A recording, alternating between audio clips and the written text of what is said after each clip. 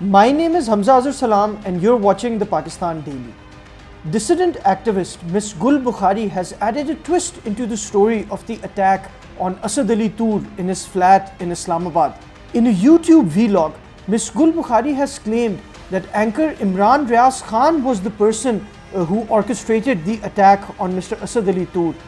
Ms. Bukhari has leveled serious allegations on Imran Riaz Khan, who currently works for Express TV and hosts a popular news show. Ms. Bukhari claims that Imran Riaz Khan called a friend of his who's a colonel in military intelligence known as MI, who facilitated this attack, and she claims that 2 people out of the 3 attackers were given by that colonel friend of Mr. Imran Riaz Khan, and one of the attackers was an employee of Mr. Imran Riaz Khan.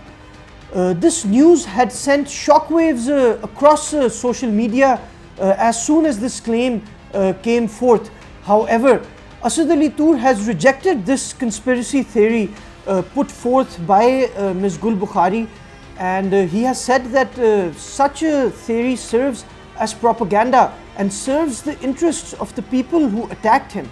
A war of words ensued between Ms. Gul Bukhari and Asad Ali Toor when Ms. Gul Bukhari responded to Toor, and she said that she wasn't in the business of propaganda, and if Mr. Toor did not know who attacked him, how could he so easily discount Ms. Bukhari's theory? Earlier, Mr. Asad Ali Toor had claimed that the person who came to attack him identified himself as an officer of the ISI. However, the ISI has rejected this claim after a meeting, a high-level meeting with the Information Ministry. They released a statement in which they completely disassociated themselves from this attack. Asad Toor was tortured by 3 people who have still not been identified by the state, and his elbows were beaten by the butts of a pistol, and he sustained severe injuries and continues to recover from his wounds. It's important to realize that both Ms. Gul Bukhari and Mr. Asad Ali Toor are considered anti-establishment, and both have been physically attacked during the course of their work. A few years ago, Ms. Bukhari was kidnapped from Lahore before being released, and she has spent most of her time outside Pakistan after this incident. It is still not clear who the exact attackers were. However, today, Mr. Sheikh Rashid, who serves as the Interior Minister of Pakistan, has given a lead on this case, and he has said that one of the attackers has been identified and the identity will be revealed soon. In a protest outside the National Press Club in Islamabad, senior journalist Hamid Mir criticized the forces who usually attack journalists, and after making a very strong speech which targeted certain quarters, Mr. Mir was not allowed by his employer Geo News to conduct his hit show Capital Talk. Even yesterday, Abdullah Sultan, a senior reporter and anchor in Geo News, conducted the show, and it is still not clear whether Hamid Mir will be able to continue conducting Capital Talk.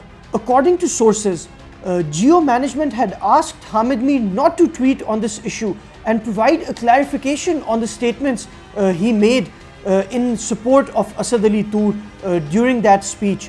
However, Hamid Mir replied that whatever he said was not broadcast on Geo, and he did not use Geo's platform to make any of those statements, and he also offered to resign. However, the exact situation between Hamid Mir and Geo has not come to light as of today. Pakistan People's Party chairman Bilawal Bhutto Zardari called on Mr. Asad Ali Toor today in his flat, the same flat where he was attacked by unidentified men a few days ago. Earlier, a delegation of the PDM led by Mia Shahbaz Sharif and Maulana Fazlur Rahman, and which was also attended by Mohtarma Maryam Nawaz Sharif, visited Asad Ali Toor to show solidarity with the journalist who was beaten by unidentified men. This clearly shows a trend of opposition politicians standing by journalists who become victims of such physical attacks. Earlier, when Absar Alam was shot in his back, opposition politicians called on him and showed solidarity with the former chairman Pemra. Earlier, when Matiullah Jan was kidnapped outside his wife's school, the same opposition politicians stood by him in the time of crisis, which clearly shows that the opposition of Pakistan has taken a stand against all the powers which are against press freedom in Pakistan. Journalist unions, including the Pakistan Federal Union of Journalists, as well as human rights organizations like the Human Rights Commission of Pakistan, have raised a strong voice in support of journalists who are regularly targeted for their work. The Pakistan Daily regularly receives such threats and pressure due to its objective reporting. However, we have decided to report based on facts and not based on fear.